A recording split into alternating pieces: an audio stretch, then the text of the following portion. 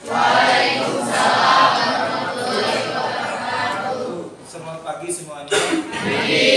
Pada kesempatan hari ini, ya, kita akan membahas materi tentang unsur-unsur pembangun cerpen. Unsur-unsur pembangun cerpen mungkin bukan hal baru untuk kalian, tapi sudah dipelajari mungkin dalam puisi. Namun di sini kita secara khusus akan membicarakan tentang unsur-unsur pembangun cerpen. Adapun cerpen dibangun oleh dua unsur. Perlu kalian ketahui ya, ada dua unsur. Unsur yang pertama adalah unsur intrinsik dan unsur yang kedua adalah unsur ekstrinsik. Pada kesempatan ini, Bapak akan membahas satu persatu unsur-unsur pembangun cerpen. Yang pertama, unsur intrinsik. Di sini ada satu tema, dua penokohan, tiga alur, 4 setting, 5 sudut pandang, 6 gaya bahasa, dan 7 amanat. Dan untuk unsur ekstrinsik ada 3. 1 latar belakang masyarakat, 2 latar belakang pengarang, 3 nilai yang terkandung dalam cerpen. Baiklah anak-anakku, pada kesempatan ini kita akan bahas dulu unsur-unsur intrinsik. Nomor 1 di sini, perhatikan nomor 1, tema.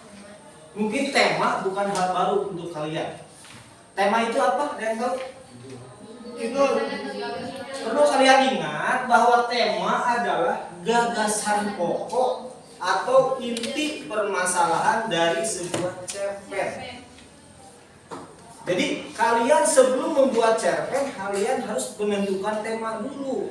Yaitu tema itu adalah gagasan pokok atau inti permasalahan cerpen. Jelas? Itu nomor 1. Nomor 2, penokohan. Penokohan perlu diketahui, dalam cerpen ada yang disebut dengan tokoh. Tokoh dan penokohan itu ada perbedaan. Ya, kalau tokoh adalah siapa? Orangnya atau pelaku dalam cerpen atau dalam cerita. Tapi di sini penokohan. Tokoh A, misalkan tokoh A.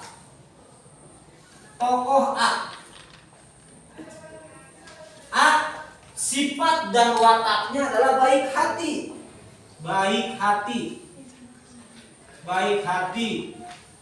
Penolong. Nah, tokoh A baik hati, penolong. Ini A adalah tokoh. Baik hati dan penolong adalah penokohan.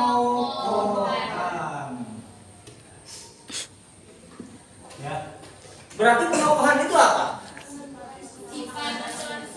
Watak, sifat, tokoh. Itu adalah penokohan. Jelas? Jadi penokohan itu apa? Watak dan sifat, tokoh.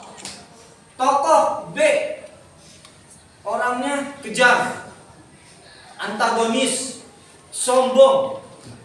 Tokohnya B, wataknya kejam, sombong, antagonis. Berarti A punya penokohannya adalah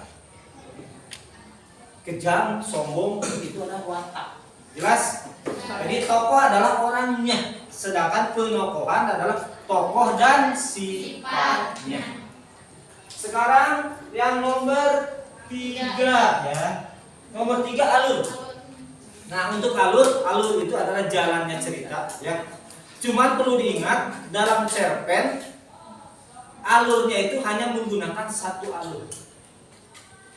Kalau mau alur maju, alur mundur atau alur campuran. Tapi kebanyakan cerpen menggunakan alur maju atau alur mundur atau flashback. Tahu kan? Adalah setting atau latar. Setting dibagi 3, awas.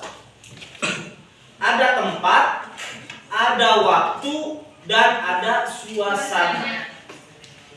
Contoh, kalian punya janji dengan teman dekat, ketemu di kuburan, tempatnya kuburan, waktunya jam 12 malam. Suasananya bagaimana? Mencekam, ya.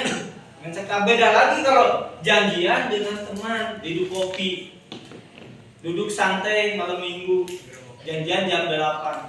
Suasananya bagaimana? Nah, Harmonis, ya. Adem, dingin. Nah, itu disebut dengan setting atau latar. Jadi mencakup waktu, tempat, dan suasana. Jelas? Yang kelima, sudut pandang. Nah, di sini sudut pandang itu bagaimana pengarang memposisikan dia dalam cerita.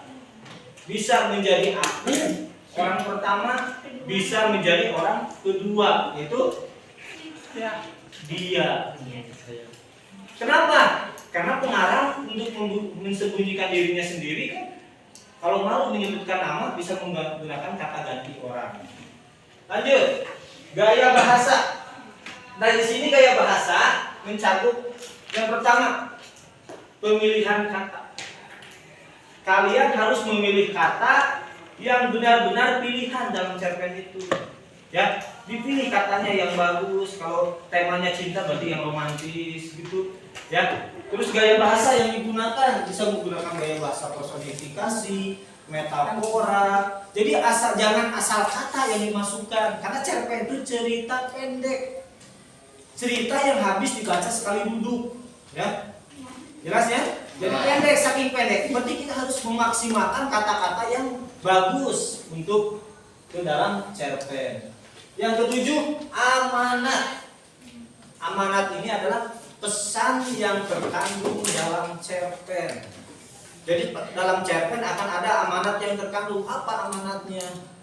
Baik untuk pembaca maupun untuk pengarang. Jelas ya? Ini adalah unsur-unsur intrinsik cerpen. Itu mungkin yang bisa Bapak jelaskan dalam materi unsur-unsur intrinsik cerpen. Ada yang mau ditanyakan? Kalau begitu, mungkin untuk penjelasan unsur-unsur intrinsik cerpen cukup sekian dulu. Terima kasih semuanya.